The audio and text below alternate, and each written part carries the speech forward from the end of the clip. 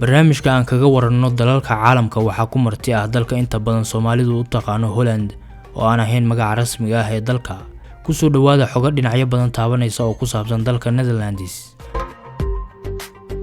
Netherlands waa dal dhaca galbeedka Yurub, waana mid saaran badweynta Atlantiga gaar ahaan badda waqooyi ama North Sea. dalkan wuxuu xad la wadaagaa dalalka kale ah Germany iyo Belgium, wuxuuna xadka ugu dheer si gaar ah ula wadaagaa dalka Germany. boqortooyada dalkan waa ay qaybo badan tahay, waxaana hoos tagaan ilaa 4 dal oo ay Netherlands ka mid tahay. saddexda kalena waa jasiirado dhaca mandaqada Caribbean-ka ee waqooyiga America, waana jasiiradaha kale ah Aruba, Curaçao iyo Saint Martin. jasiiradda Saint Martin waxaa la wadaaga dalka Faransa, waana halka ay xadka dhuleed ka wadaagaan Netherlands iyo France. sidoo kale waxaa jiraan jasiirado dhaca mandaqada Caribbean-ka oo ay boqortooyada Netherlands u aqoonsan tahay balad maamul madax bannaan leh, waana jasiiradaha Bonaire, Saba iyo Saint Eustatius. si aan rasmi ahayn waxay dadku u yaqaanaan dalkan magaca Holland, laakiin taasi ma ahan magaca saxda ah ee dalkan.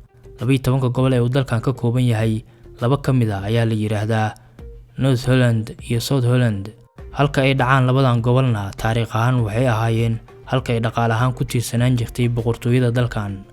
magaca rasmiga ah ee dalkan ee Netherlands wuxuu macno ahaan noqonayaa dhulalka hooseeya. dhulka dalkana kuma badna buuraha, wuxuuna in yar ka sareeyaa ama la siman yahay heerka biyaha badda, waxaana rubac ka mid ah dhulka dalkan uu ka sii hooseeyaa heerka biyaha badda. wuxuuna dalkan ka mid yahay dalalka khatarta ugu jira in ay aad u saameyso isbeddelka cimilada, maadaama in badan oo dhulka dalkan ah uu ka hooseeyo heerka biyaha badda.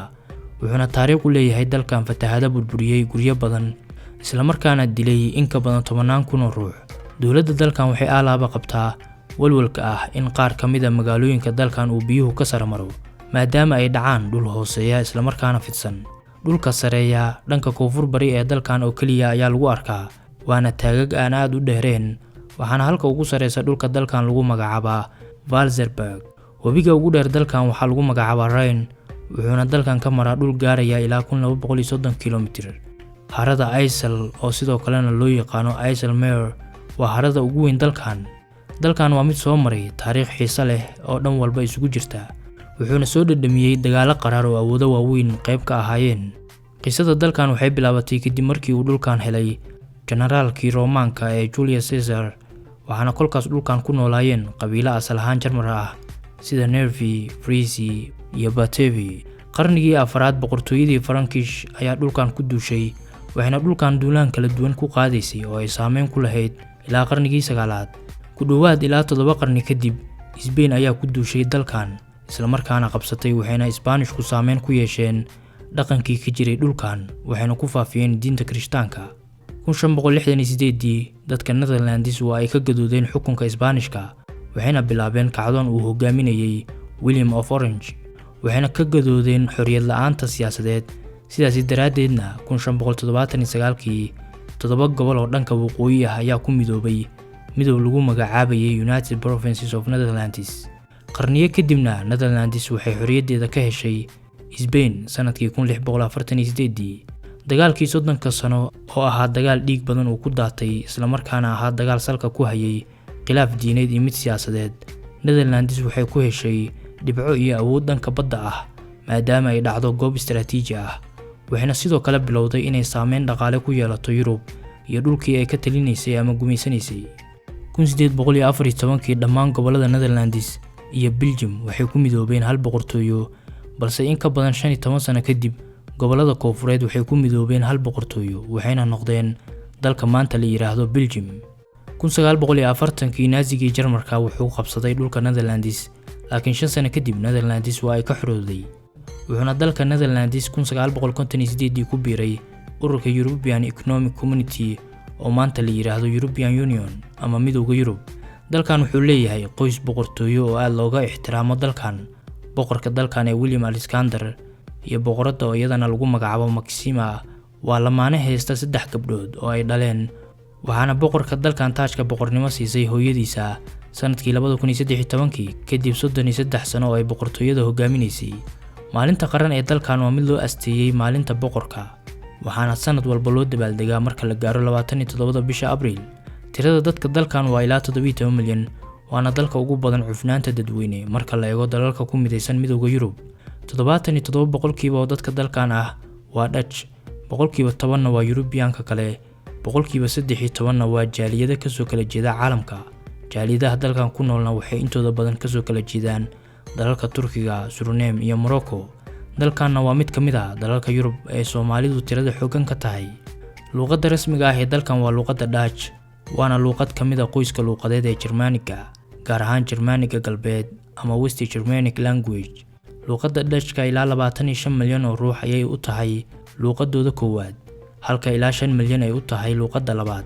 waana luqadda saddexaad ee ugu ballaaran marka la eego luqadaha ku midaysan laanta West Germanic. Marka la joogo laantana luqadaha ka ballaaran waa English iyo luqadda Jarmalka. dadka dalkan booqda inta badan caqabad kuma noqoto luqadda Dutchka, maxaa yeelay inta badan dadka dalkan waa kuwa ku hadli kara luqadda Englishka. Hello. Hallo, How are you? hoe gaat het met je? I'm fine. And you? Met mij gaat het goed. En met jou? dadka ka weyn da'da 15 sano ee dalkan ku nool ilaa kala bar oo kamid ah ma haystaan wax diin ah, ilaa 40% waa Kirishtaan, halka muslimiinta dalkan lagu sheego 5%. ila kala duwan oo caalami ah waxay dalkan u caleema saaraan dalka ay ku nool yihiin dadka ugu dhaadheer dunida. celceliska dhererka ragga ee dalkana ama average height-ka waa 133.78 cm, halka dumarkuna yihiin 170.36 cm. waxaana dalkan ka soo jeeda jirdhistaha ama bodybuilderka ugu dheer dunida, waana Olivier oo uu dhererkiisu gaarayo 2.18 mitir. dadka dalkan waxaa lagu tilmaamaa inay yihiin kuwa ugu firfircoon muuqaal ahaan ama fisikal ahaan marka la eego dadyowga kale ee Yurub ku nool. waxayna dadka dalkan aad u jecel yihiin adeegsiga baaskiilka, wuxuuna dalkan leeyahay wadooyin baaskiil oo isku dar gaaraya 20,000 kilomitir. tirada dadka dalkan iyo tirada baaskiil ee dalkan taalana waxaa aad u badan tirada baaskiilka oo 22 milyan oo baaskiil ayaa dalkan taala, halka dadku gaarayaan 17 milyan. dowladda dalkanna waxay ka mid tahay dalalka qorsheynaya marka la gaaro 2030 inay mamnuucaan gawaarida shidaalka ku shaqeysa ee qiica sii deysa. inta badan dadka dalkan waxay ku nool yihiin mandiqada lagu magacaabo Randstad oo ay ka mid yihiin 4 magaalo ee ugu waaweyn dalkan ee lagu kala magacaabo Amsterdam, Rotterdam, Hague iyo Utrecht. sida aan muuqaalkan midkii ka horeeyay ku soo qaadanay, Amsterdam iyo Hague waa laba magaalo oo caasimad u ah dalkan. Amsterdam waa caasimadda officialka ee dalkan, balse magaalada Hague iyaduna waa mid hanatay qaybo ka mid ah awoodda caasimadnimo, waxayna xarun u tahay boqortooyada dalkan, golaha baarlamaanka, golaha wasiirada iyo maxkamadda sare. sidoo kale magaalada Hague waxay xarun u tahay maxkamadda caalamiga ee dambiyada, maxkamadda caalamiga ee cadaaladda iyo hay'ado kale oo caalami ah. afarta magaalo ee aan soo xusnay ee inta badan dadka dalkan ku nool yihiin waxaa ka mid ah magaalada Rotterdam oo leh deked aad u mashquul badan, waana dekedda ugu weyn guud ahaan Yurub, waxayna dekeddan qarnigii 17aad muhiim u ahayd muhaajiriinta iyo sahmiyaashii Dutchka ahaa. magaalooyinka dalkan waxaa ka mid ah 2 magaalo oo lagu kala magacaabo Alkmaar iyo Gouda, kuwaas oo ku caan ah dadkana ku soo jiitaan suuqyadooda jiiska lagu iibiyo. dadka dalkan booqda halka cajab gelisa waa mandiqada lagu magacaabo Bollenstreek, waa dhul ballaaran oo lagu beero ubaxa. sida guudna dalkan waa midka ugu badan ee ubaxa laga soo saaro. ubaxa tulip intiisa badan ama 80% waxaa laga soo saaraa dalkan, laakiin ubaxan asal ahaan kama soo jeedo dalkan ee wuxuu ka soo jeedaa bartamaha Aasiya ilaa Turkiga, waxaana dhulka Netherlands geeyeen Turkida. marka la eego dhanka dhirta ubaxa, dalka Netherlands waa dhoofiyaha ugu weyn ee ubaxa caanka ah la yiraahdo bouquets. dhaqaale ahaan dalkan waa midka toddobaad ee ugu dhaqaalaha badan Yurub, wuxuuna qayb ka yahay Eurozone oo lacagtiisu waa euro. dalalka uu sida weyn ula ganacsadana waa Germany, Belgium, France iyo UK. sidoo kalena waxaa ka mid ah China iyo USA. wax soo saarka ugu badan ee uu dalka Netherlands dibadda u dhoofiyo waxaa ka mid ah mashiinada, chemicalska, shidaalka iyo cuntada. halkii ugu horeysay ee laga aasaasay suuqa saamiyada ama stock market-ka waa dalka Netherlands. stock market-kii ugu horeeyay ee dunidana waa Amsterdam Stock Exchange oo la aasaasay 1611. intiina aan aqoon stock market-ka, waa inaad lacag ku darsatid shirkado caalami ah kana mid noqotid dadka shirkadda maalgashaday, maalgashi yar iyo mid weyn intaba.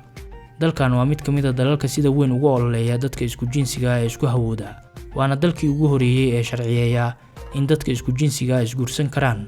xitaa gudoomiyaha baarlamaanka ee dalkan ee Vera waxay ka mid tahay dadka isku jinsiga ee isku hawooda, waxayna asal ahaan ka soo jeedaa dalka Morocco, haweenka dalkan in badan oo ka mid ah waxay door bidaan in ay guryaha ku fooshaan kuna dhalaan 8 carruur ee dalkan ku noolna mid ka mid ah ayaa guri ku dhashay waana dalka ugu badan ee haweenku guryaha ku dhalaan marka la eego dalalka dhaqaale ahaan horumaray dadka dalkan waa kuwa ugu badan marka la eego cunida macmacaanka licorice oo caafimaad ahaan laga digo in xaddi badan laga cuno cuntooyinka dalkan laga cunana waxaa ka mid ah pea soup, buffet cheese, stroopwafel iyo peppernutin calanka dalkan waa 3 midab leh midabka guduudan waa mid u taagan geesinimo xoog iyo adeeg midabka cadna waa nabadda iyo daacadnimada halka midabka buluugana uu u taagan yahay feejignaan run dulqaad iyo cadaalad calanka dalkan midabadiisa waxaa ka mid ahaa midabka oranjiga ama liimiga sababaha kalifay in la bedelana waxaa ka mid ah inuusan midabka oranjiga si fiican uga muuqan jirin